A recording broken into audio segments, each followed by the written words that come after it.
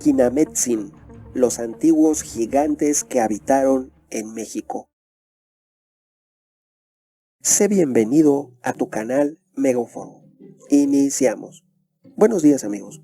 Hoy les voy a hablar de la existencia, de la creencia que tenían nuestros antepasados de que habitaron gigantes en el México antiguo.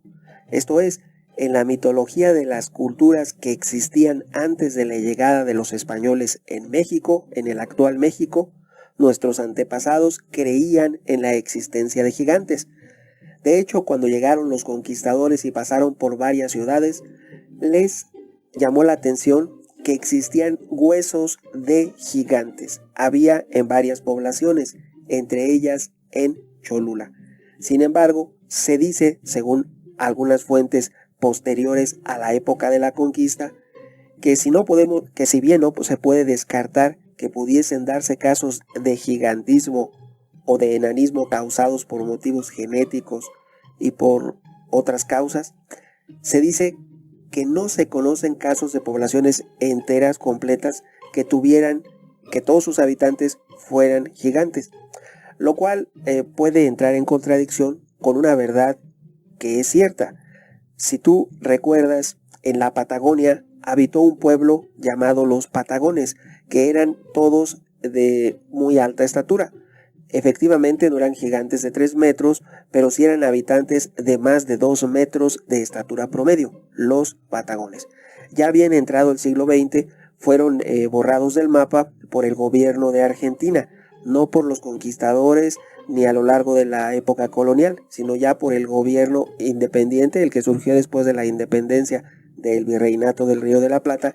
Eso sucedió con esos gigantes que de verdad existieron. Algunos todavía hay descendientes, afortunadamente, pero la mayoría del pueblo fue borrado del mapa por el propio gobierno argentino. Regresando a México, te diré que también hay antecedentes de que hubo poblaciones que tenían muy alta estatura.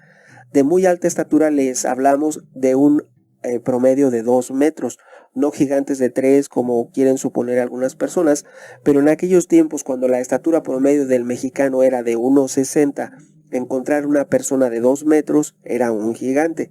Había varias poblaciones que tenían en su tendencia genética personas de alta estatura. Este fue el caso.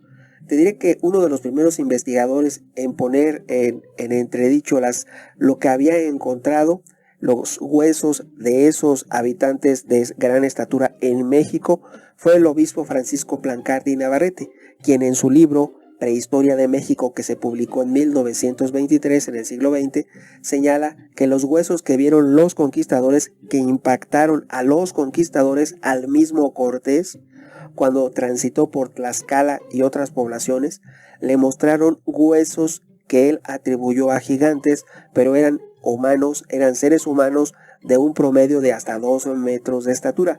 Lo que pasa es que estaban colocados en edificios especiales y altares porque consideraban en la mitología, la creencia de nuestros antepasados, que ellos tenían ascendencia divina, que por eso alcanzaban esa gran estatura. Las personas que alcanzaban una gran estatura eran valorados dentro de la sociedad de antes de la llegada de los españoles.